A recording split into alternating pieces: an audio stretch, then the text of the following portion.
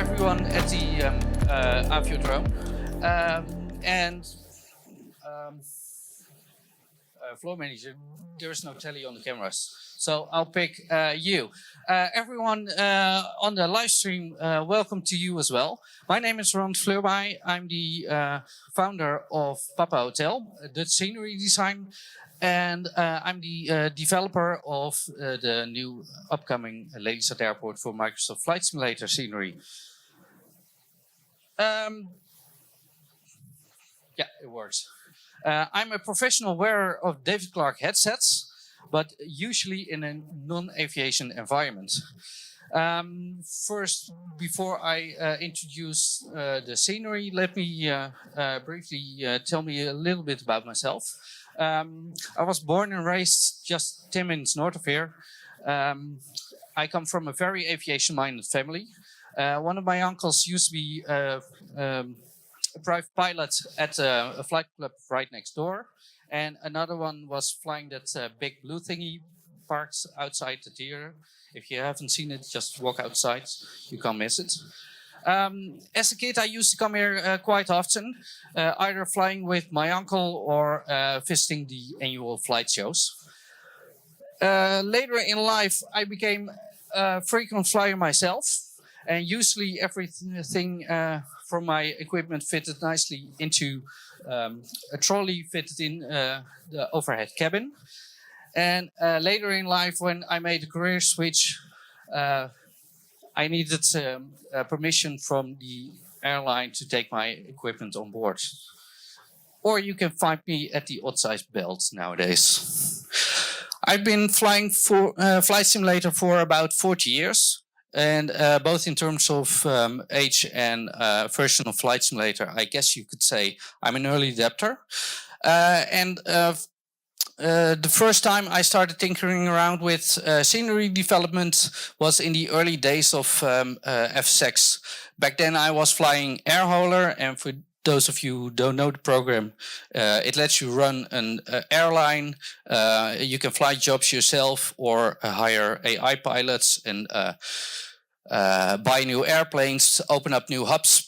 And I'd like to create liveries for the airline I was flying and the airplanes I like to fly.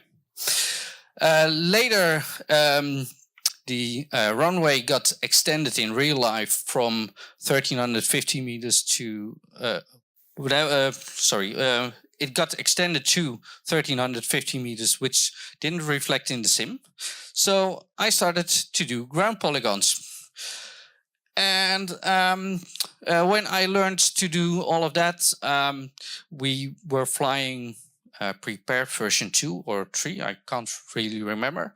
And the scenery got dated quite a bit at that time. So I thought, how hard can it be doing your own buildings?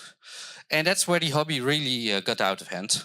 So fast forward to the early months of 2020, something had happened in China and influenced the rest of the world. I was scrolling around on the FS Developer Forum and came across a post from renowned scenery developer Bill Womack from I Blue Yonder. He stated his prediction that we would be locked at home for quite a while. And he posted a series of videos he created for his apprenticeship program. And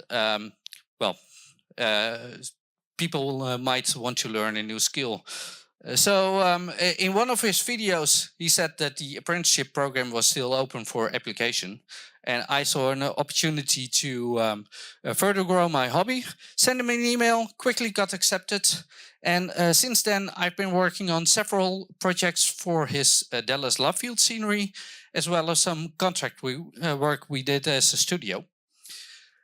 And after finishing my last part of the contract work, I wanted to put everything I'd learned into practice and start a new solo project, and that became Lelystad Airport. Now, since the days of the old Aerosoft scenery for Microsoft FSX. A lot have changed at the airport. And the Schiphol Group had acquired the airfields back in 1993 with the aim to move a lot of holiday traffic from Schiphol to Lelystad Airport. Back in 2015, these plans were finally approved by Parliament and the Dutch government, and work on the airfield started right away. So the runway got extended from 1,350 meters to 2,700 meters with a landing distance of 2,100 meters. A new taxiway November and an apron and a new passenger terminal were created on the north side of the airfield. Now, there is a huge discussion going on in the Netherlands whether or not Lelystad Airport should be allowed to start to be opened up for commercial traffic. I'm not going to disturb that hornet's nest, but the new terminal building on the north side is already built and not in use yet. And I modeled that interior using a feature story from one of my broadcast clients, which I unfortunately didn't film myself. But I do think that the entrance hall is just as empty and feels as desolate as it does in real life. The gates are also modeled, as well as the upstairs lounge.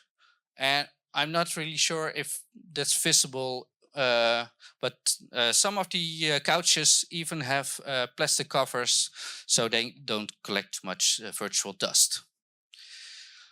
The scenery features also a detailed rendition of the museum, including the replica building of the 1928 Schiphol terminal, as well as many of the aircraft on static display.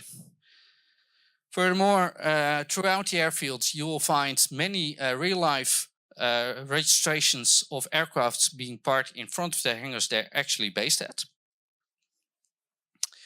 The scenery includes 30 centimeters per pixel ortho imagery from last November,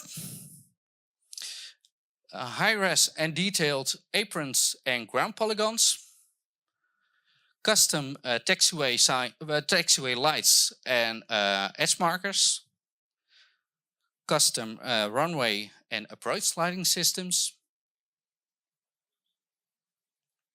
custom and accurate taxiway signs,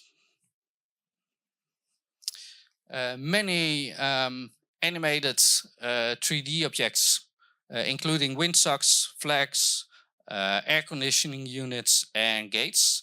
And the Saab Viggen has been moved from the new hangar where the MiG is standing to a place where in the scenery there is a parking spot. And make sure that if you're parked in the parking spot and you want to take off, do it before the museum closes, because the gate will close when the museum is not open.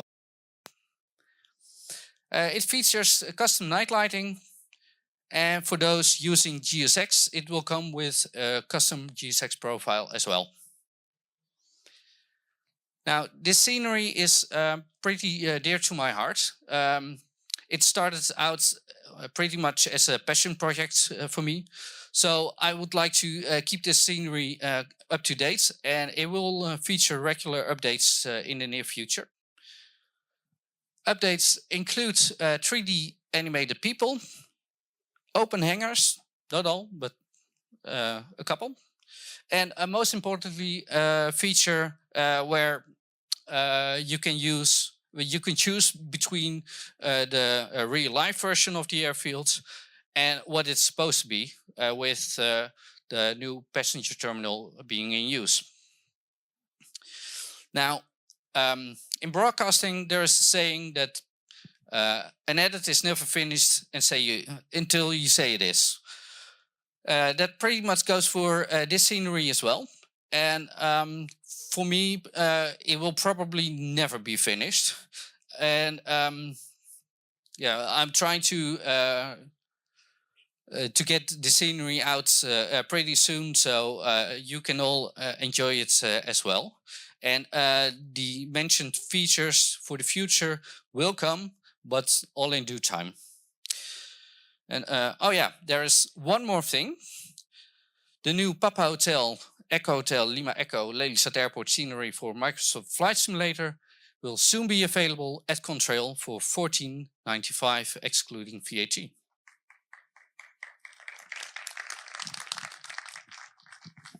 So do we have time for a Q&A? Yes, we do. Hello. Yes, so any questions? Yes, sir.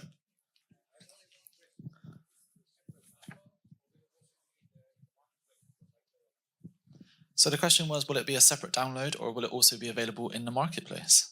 Good question. I've been really busy getting the scenery out. So for now, it will start with being available at the Contrail shop. And then from that, we will expand to other shops and hopefully the marketplace as well. But that's what I'm planning to, yeah. Excellent question. Any further questions from the audience?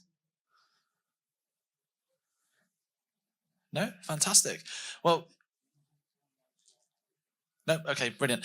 So obviously you're going to be here around the show for the rest of the day, is that right? Yeah, I will be in the Sim Market Hall with all the other developers. If you want to come and see me, have chats, you'll find me there.